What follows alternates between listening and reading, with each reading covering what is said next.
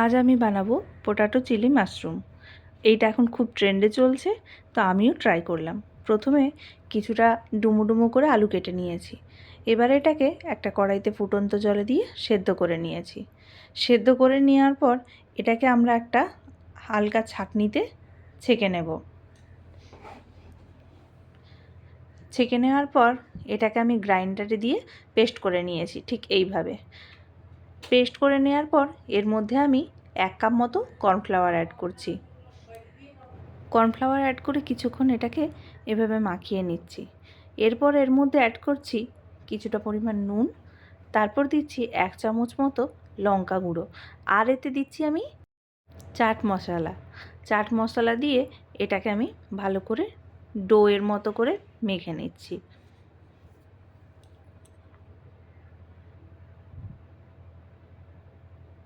আমাদের ডোটা প্রায় রেডি হয়ে গেছে।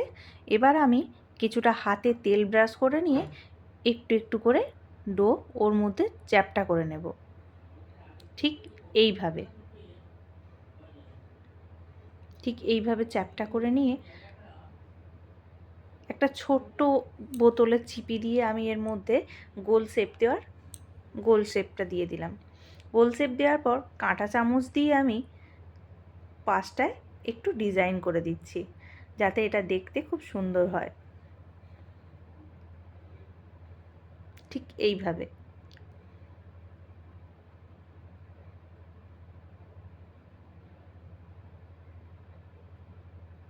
দেখুন আমাদের মাশরুমের শেপটা একদম পারফেক্ট লাগছে। এবার আমি সবকটা মাশরুম তৈরি করে নিয়েছি। এবার আমি ফুটন্ত জলে এগুলো 2 থেকে 3 মিনিট মতো সেদ্ধ করে নেব। এটা যখন বয়েলড হয়ে যাবে, এটা তখন জলের থেকে উপরে ভেসে আসবে, ঠিক এইভাবে।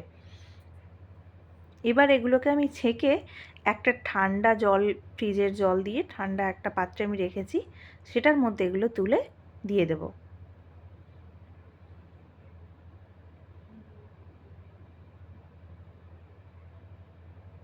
মাশরুমগুলো তুলে নিয়ে ঠান্ডা জলের মধ্যে দিয়ে দিচ্ছি। আমাদের মাশরুমগুলো 2 থেকে 3 মিনিট এই ঠান্ডা জলে থাকবে। এর মধ্যে আমি করে নিচ্ছি, কড়াইতে সাদা তেল দিয়ে কিছুটা সাদা তিল ফোড়ন দিলাম। এবার আমি কিছু রসুন কুচি করে রেখেছিলাম ওটা দিচ্ছি, কাঁচা লঙ্কা কুচি দিচ্ছি, দিয়ে কিছুক্ষণ নাড়াচাড়া করে পেঁয়াজ কুচি দিলাম।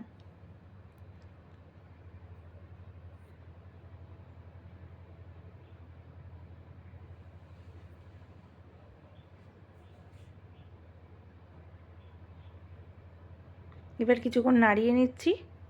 এবার এর মধ্যে নুন দিচ্ছি পরিমাণ মতো। নুন দেওয়ার পর এতে আমি কিছুটা সয়া সস দিয়ে দিলাম। এবার এর মধ্যে আদা কুচিটা দিচ্ছি। আদা কুচিটা একটু পরে অ্যাড করলাম এটার ফ্লেভারটার জন্য। এবার এর মধ্যে দিয়ে দিলাম টমেটো সস, দিয়ে কিছুক্ষণ ভালো করে নাড়াচাড়া করে এর মধ্যে সামান্য পরিমাণ স্বাদের জন্য আমি চিনি অ্যাড করলাম, দিয়ে তারপর এবার আমি মাশরুমগুলো সব কটা ওর মধ্যে দিয়ে দিলাম। এবার ভালো করে, খুব ভালো করে এগুলো মিক্সড করে নাড়িয়ে নিচ্ছি। এগুলো ভালো করে মিক্সড করে নিয়ে এর মধ্যে আমি একটা স্পাইসি ফ্লেভার আনার জন্য একটা ম্যাগি মশলার প্যাকেটের সামান্য পরিমাণ এতে দিলাম, এতে একটা চটপটা টেস্ট আসবে। ব্যাস আমাদের রেডি পোটাটো চিলি মাশরুম। এবার কড়াই থেকে নামিয়ে সার্ভ করলেই রেডি। ভিডিওটি ভালো লাগলে আমার চ্যানেলটি সাবস্ক্রাইব করবেন এবং লাইক কমেন্টস করে পাশে থাকবেন। টাটা।